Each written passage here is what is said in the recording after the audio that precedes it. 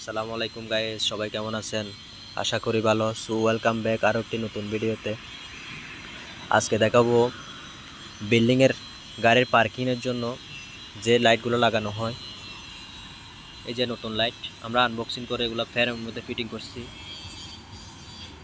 এখন একটা একটা ফিটিং করছি।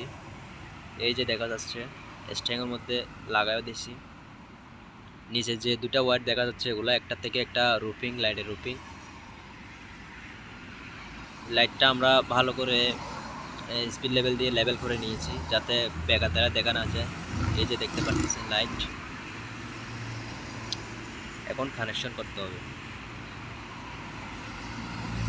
আমরা এখানে সার্কিট ব্রেকার ইউজ করতেছি না, অনেক জায়গায় সার্কিট ব্রেকার বা ফিউজ ইউজ করা হয়, কারণ এখানে বৃষ্টি হলে শর্ট হয়ে যায়। এই কারণে আমরা এগুলো ইউজ করতেছি না, সার্কিট ব্রেকার বা ফিউজ কিছু ইউজ করতেছি না। আমরা ডাইরেক্ট কানেক্টার ইউজ করতেছি, বড় কানেক্টার আর কি।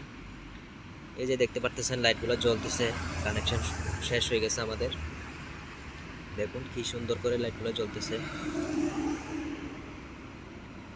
এই যে এগুলো হচ্ছে বিল্ডিংয়ের সিঁড়ি, বিল্ডিংয়ের সিঁড়ির জন্য যে লাইট ইউজ করা হয় এদেশে, ছোট ছোট আর কি, অনেক সুন্দর লাগে আসলে। এই যে এটা ডবল লাইট, মানে সেন্টারে, এটা একদম সেন্টারে, দুই সাইডে আলো হওয়ার জন্য ইউজ করা হয় আর কি।